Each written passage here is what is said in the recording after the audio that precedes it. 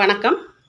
ஒரு ஊரில் ஒரு குடும்பம், அவங்க கணவன் மனைவி குழந்தைங்க எல்லாருமா சேர்ந்து தினமும் ஒரு 50லேருந்து 100 பேருக்கு அன்னதானம் கொடுக்கறது அவங்க வழக்கமாகவே வச்சுருந்தாங்க. ஒரு நாள் அவங்க அன்னதானத்துக்காக உணவு தயார் பண்ணிகிட்டு இருந்தாங்க. அந்த சமயம் வானத்தில் கருடன் வந்து கையில் அந்த பாம்பை கவ்விட்டு போயிட்டு இருந்தார். போகும்போது அந்த கருடனோட அந்த பிடியிலேருந்து தப்பிக்கிறதுக்காக பாம்பு திமிரிட்டு இருந்ததாமா. இருக்கும்போது அதோட காயங்கள்லேருந்து 2 சொட்டு ரத்தம் இந்த குடும்பம் தயாரிச்சுட்டு இப்போ உணவு தயாரிச்சுட்டு இருந்தால் அந்த உணவில் கலந்துருச்சாமா. அப்போ அந்த சாப்பாடெல்லாம் விஷமாக மாறிடுச்சு. இது தெரியாத அந்த குடும்பம் என்ன பண்ணினாங்க, வழக்கம் போல் சாப்பாடை பரிமாறிட்டாங்க. சாப்பிட்டவங்க எல்லாமே மயங்கி இறந்து போயிட்டாங்க. இதை கேட்ட அரசர் என்ன பண்ணினார், அந்த குடும்பத்தை கூப்பிட்டு இனிமேல் நீங்கள் அன்னதானம் செய்யக்கூடாது அப்படின்னு சொல்லி கட்டளையிட்டாராமா. இதை கேட்டோடனே அந்த குடும்பம் ரொம்ப கவலைப்பட்டுச்சாமா. காலங்காலமாக நம்ம செய்யக்கூடிய அன்னதானத்தை செய்ய முடியாமல் போயிடுச்சு அப்படின்னு சொல்லி ரொம்ப கவலைப்பட்டிருக்காங்க. இந்த சமயத்தில் சித்திரகுப்தர் வந்து சிவபெருமான் கிட்ட போய் கேட்டாராமா, இந்த பாவக்கணக்கை யார் தலையில் எழுதுறது? அதாவது உணவு தயாரித்து அது விஷமுள்ள உணவை பரிமாறினவங்களுக்கு அந்த குடும்பத்து மேலே பாவக்கணக்கை எழுதுறதா, அல்லது இனிமேல் அன்னதானம் செய்யக்கூடாதுன்னு சொன்ன அரசர் மேலே எழுதுறதா, அல்லது கருடன் மேலே எழுதுறதா, இல்லை கருடன் பிடியிலேருந்து தப்பிக்கிறதுக்கு அந்த பாம்பு திமிரினப்போ அதோட விஷந்தானே உணவில் கலந்துச்சு, பாம்பு மேலே எழுதுறதா அப்படின்னு சொல்லி சித்திரகுப்தர் கேட்டாராமா. அதுக்கு சிவபெருமான் சொன்னாராமா, கொஞ்சம் பொறுமையாயிரு, இந்த பாவக்கணக்கை யார் மேலே எழுதுறதுன்னு சொல்லி நான் சொல்கிறேன் அப்படின்னு சிவபெருமான் சொன்னாராமா.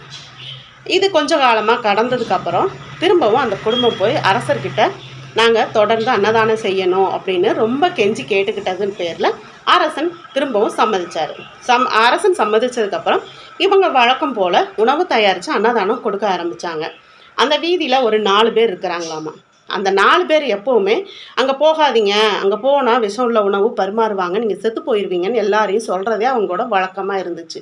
அப்படி கணவன் மனைவி 2 பேரும் ரொம்ப நாள் பசியோட அந்த இடத்துக்கு வந்து அந்த 4 பேர்கிட்ட இங்கே வந்து சாப்பாடு அன்னதானம் போடுறாங்க இல்லையா, அவங்களோட வீடு எதுன்னு கேட்கும்போது அந்த 4 பேர் சொன்னாங்களாமா, அங்கே போனீங்க அப்படின்னா சாப்பிட்டு நீங்கள் செத்து போயிடுவீங்க, அவங்க விஷமான உணவுகளை தயார் பண்ணி நிறைய பேர் ஏற்கனவே இறந்து போயிட்டாங்கன்னு சொன்னதை கேட்டு கணவன் மனைவி 2 பேரும் பசியோடு திரும்பி போயிட்டாங்களாமா.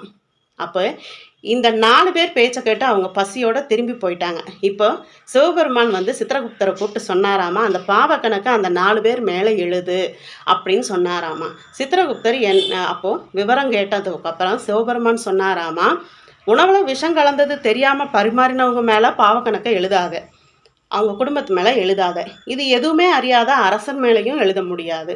கருடன் தன் பசிக்காக பாம்பை தூக்கிட்டு போச்சு, அந்த பாம்பு கருடன் பிடியிலேருந்து தப்பிக்கிறதுக்காக திமிரினதை தவிர இந்த 4 பேருமே தப்பு செய்யலை. ஆனால் சாப்பிட வந்தவங்கள பசியோட விரட்டி விட்ட திண்ணையில் இருந்த 4 பேர் தான் அதற்கான முழு பொறுப்பு அப்படின்னு. இப்போ சொல்லுங்கள், நீங்கள் இந்த 4 பேராக இருந்து பாவக்கணக்கை சம்பாதிக்க போகிறீங்களா, அல்லது உங்களால் முடிஞ்ச மற்றவங்களுக்கான உதவிகளை செய்து புண்ணிய கணக்கை தேட போகிறீங்களா? இந்த கதை பிடிச்சிருந்தனா லைக் பண்ணுங்கள், நண்பர்களுக்கு ஷேர் பண்ணுங்கள், மறக்காமல் நம்ம சேனலை சப்ஸ்கிரைப் பண்ணுங்கள். நன்றி, வணக்கம்.